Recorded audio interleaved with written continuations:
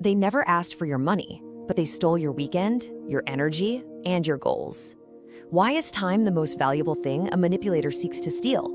This is the dark psychological paradox of narcissistic time theft, a system of control disguised as inefficiency. All right, let's really get into this, because that quote, it just cuts right to the heart of a really insidious kind of manipulation. It's not about a stolen wallet. It's about a stolen life, taken piece by piece, minute by minute. In this explainer, we are going to break down exactly how they do it. So here's how we're going to break it all down. First, we'll tackle that paradox of why your time is the real target. Then we'll define what this pattern actually is and expose it for the control system it is. Now, the core of this whole thing is what we're calling the three-stage hijack. After that, we'll dig into the psychology that makes it all work. And most importantly, we're going to get into the practical steps on how to stop it and reclaim your schedule, leading us to the one boundary you just can't afford to lose. So let's start right there with that paradox. Think about it. We track our money down to the penny, but our time, the one thing we can never ever get back, it just seems to vanish. And that's because a manipulator understands something that most of us don't. Controlling your schedule is way more powerful than controlling your bank account. Your time, that's your life force. It's your ability to think, to create, to connect, to grow. If they own your clock, they own you. It's as simple as that. Right, so if they're not after your money, what is the endgame here? What are they really trying to get? It all boils down to one word: power. It's about dominance and making sure they are the absolute center of your universe. Systematically taking apart your independence. The goal isn't to get richer, it's to make themselves the sun and to force you into their orbit. And this is where it gets really sneaky, which brings us to defining the pattern. You see, a manipulator's greatest trick is making their control tactics look like anything but control. It looks like they're just chaotic or disorganized, or maybe just really, really needy. But it's none of those things. It's a system, a deliberate, repeatable pattern designed for one thing and one thing only: coercive control. Let's put a name to it: narcissistic time theft.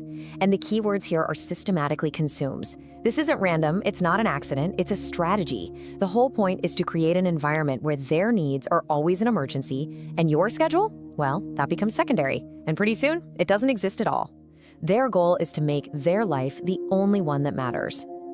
So what are they actually trying to achieve with all this? Well, there are a few key goals. First, they want absolute centrality. They have to be the center of your world.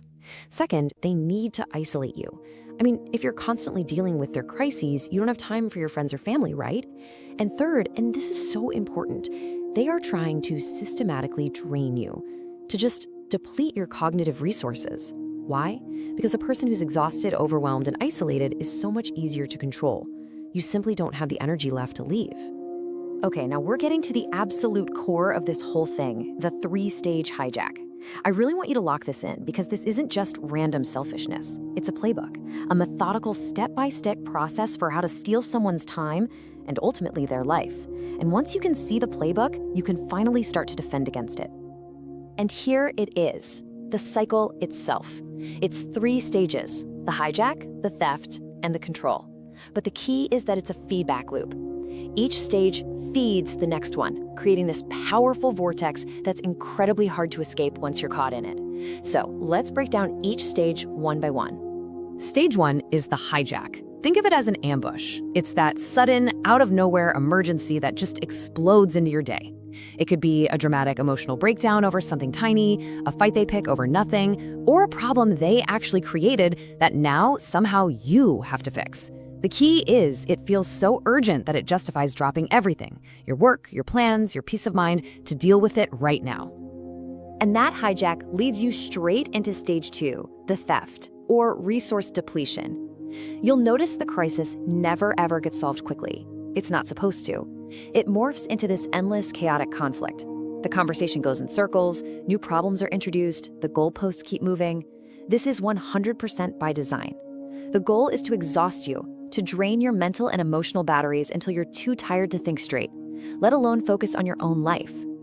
And finally, we get to stage 3, the control or centrality affirmation. This is the psychological payoff for the manipulator.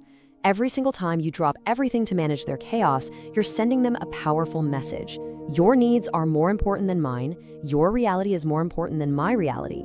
You are literally teaching them that this tactic works. It provides them with that narcissistic supply and solidifies their position at the center of your life, completing the loop. So, we've seen the what and the how, but now let's get into the why. Why is this pattern so devastatingly effective? Well, the psychology of depletion explains the mechanics behind it all. It's not just about behavior, it's about exploiting our fundamental human wiring. And this right here is the psychological trap. It's like a twisted lock and key. On one side, you have the manipulator's needs, a constant hunger for attention, for supply, and a deep need for absolute control. On the other side, you have our very human vulnerabilities. For instance, their need for supply is fed by our natural drive for closure. We want to solve the problem and move on. They thrive on the chaos because our frantic attempts to fix it are just pure attention for them.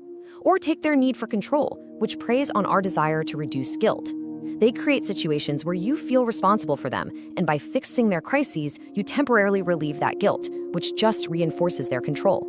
It's a masterclass in psychological exploitation. So I want you to remember this, because it's absolutely critical. The chaos is not a bug, it's a feature. It is not a byproduct of their distress. The chaos is the tool. It's the smokescreen they use to get what they could never achieve through healthy communication or respect. It is, quite simply, weaponized disorganization. Okay, we have analyzed this problem from every angle. Now let's shift gears and talk about the solution. How do you actually stop the clock on this time theft? This section is all about empowerment. It's about taking back control of your most valuable asset by using some concrete defensive strategies. The defense plan is actually a clear 3-step process. First, you have to see the problem for what it is. You have to identify the pattern. Second, you build your defenses by implementing real, hard time boundaries. And third, you learn a specific tactic for shutting down the chaos in real time, which we're calling the stop the clock technique. Let's break these down. Implementing boundaries is the cornerstone of your defense. It all starts with awareness. You have to quantify the time you're losing, and I mean actually do it. Look at your calendar, your call logs. How many hours last week were spent on their emergencies versus your own priorities? That data is your proof. Next, you have to state your availability with absolute clarity. No vague statements. I am busy until 6 p.m. is a complete sentence. And then, and this is non-negotiable, you have to back up your limits with consequences. If this conversation continues to go in circles, I'm going to hang up. And then you have to follow through. Ultimately, this is about choosing to prioritize the integrity of your own schedule. Now, this is what that stop the clock technique sounds like. It's calm, it's firm, and it's non-negotiable. When you're in the middle of one of those endless chaotic conflicts, you just stop it cold. You're not debating the emotion, you're controlling the container. You're asserting a boundary on the time being spent. This statement takes the power back. It forces the conversation toward facts and resolution, or it ends the conversation.